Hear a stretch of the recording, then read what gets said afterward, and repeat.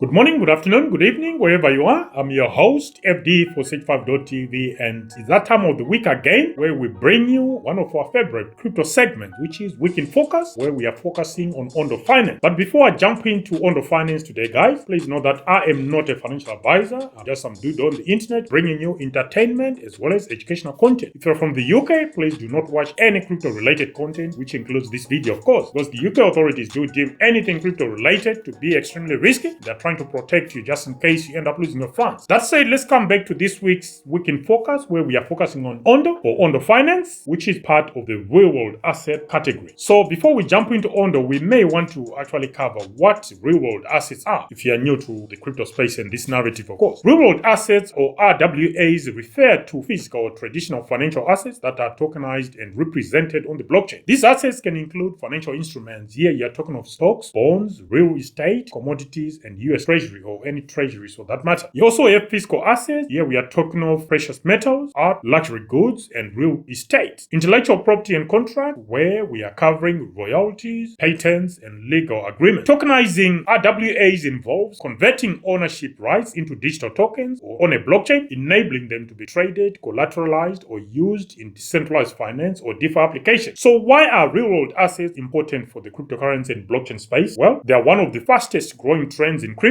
with the potential to bridge traditional finance or trade DeFi with decentralized finance or DeFi. And here's why RWAs matter. Traditional assets like real estate or bonds are often illiquid, requiring intermediaries for trading. Tokenization allows fractional ownership, enabling smaller investors to buy and sell assets in a decentralized marketplace. So you're talking of art or even a house, a building, commercial buildings. People can come together and buy fractions of a building or fractions of an image, and it will be community owned. But there's also liquidity coming to the creators of that RWA. So you can see where the enhanced liquidity is coming from. Because they tried it here in the UK with real estate, houses where they do shared ownership, but most of the time it needs someone with deeper pockets on the other end of the equation. And it can only go to maybe 2. I don't know if it can go to 3. I mean, even a mortgaged house, you're still talking of liquidity, because a mortgage you need to borrow from someone else. But in this case with RWAs, you're not borrowing, you're just buying what you can afford at that point in time. And next, you got increased accessibility. Investing in traditional financial markets often has high entry barriers. Real-world assets allow global participation, giving retail investors access to assets like US Treasuries that are usually reserved for the so-called professional traders or investors, private equity, or luxurious goods that were previously available only to institutional investors. Next, you got transparency and security. Blockchain technology ensures transparency, record keeping, reducing fraud and counterpart risk. Smart contracts automate transactions, reducing reliance on intermediaries. Next, you got yield opportunities in DeFi. Real-world assets can be used as collateral in DeFi lending platforms, providing stable yield. Tokenized assets like tokenized bonds and real estate can generate passive income in decentralized finance applications. Next, you got institutional adoption and compliance, where financial institutions and regulatory bodies are exploring blockchain-based solutions to modernize asset management. Companies like BlackRock, JP Morgan, and Goldman Sachs are investing in RWA tokenization, signaling mainstream adoption. Next, you got bridging the gap between crypto and traditional markets. RWAs help integrate DeFi with traditional markets, increasing the legitimacy of crypto assets. Tokenized US Treasuries, for example, provide a stable on-chain yield source, attracting institutional capital into the crypto space. So that's on RWAs or real-world assets. So specific to Ondo, what is Ondo to start with? OndoFinance, ticker symbol Ondo, is a decentralized finance platform or DeFi platform that bridges traditional financial assets with blockchain technology, enabling the tokenization of real-world assets or RWAs. This integration offers investors seamless access to traditional financial instruments through the efficiency and transparency of blockchain technology. Key features for OndoFinance: you got structured investment product, where OndoFinance provides a range of investment options, including fixed yield and variable yield product, catering to diverse investor risk preferences. You got the Ondo chain, which is the layer 1 blockchain designed to facilitate institutional grade financial markets on chain, thereby combining the openness of public blockchains with the compliance and security features of a mission chain. Tokenized US Treasuries, which are products like USDY and OUSG, which offer investors on-chain exposure to US Treasuries, thereby providing stable and predictable returns. Use cases for OndoFinance: well, you got access to traditional finance, where by tokenizing assets such as US Treasuries, OndoFinance democratizes access to investment opportunities traditionally reserved for institutional investors. Tokenization also enables fractional ownership and 24/7 data-driven trading, improving liquidity and accessibility of traditional assets. And through platforms like OndoFinance, Ondo facilitates lending and borrowing using tokenized real-world assets as collateral, integrating traditional assets into the DeFi ecosystem. And let's look at some of the competitive advantages in the real-world asset space. And this is all with respect to Ondo. OndoFinance has established itself as a leader in the RWA sector, with transaction volumes significantly surpassing competitors. Collaborations with industry giants like BlackRock enhance OndoFinance's credibility and expand its product offering. Ondo's focus on compliance and risk management addresses institutional concerns, facilitating broader adoption of its products and its platform. And here's why OndoFinance could be a leader within the RWA space. OndoFinance's innovative approach to integrating traditional financial assets with blockchain technology positions it favorably within the RWA niche. Its robust infrastructure, diverse product offerings, and strategic partnerships provide a solid foundation for sustained growth and adoption. As the demand for tokenized real-world assets continues to rise, OndoFinance's comprehensive solutions and market leadership make it a compelling option for investors seeking exposure to this evolving sector. That's Ondo for you guys, a project with so much potential within the real-world assets niche. What are your thoughts? Do you think OndoFinance is going to be one of those projects that is going to be a market leader within this space when it comes to real-world assets and tokenization? Let us know in the comment section, guys. Until the next one, this is FD for 65.tv signing out for now. Bye.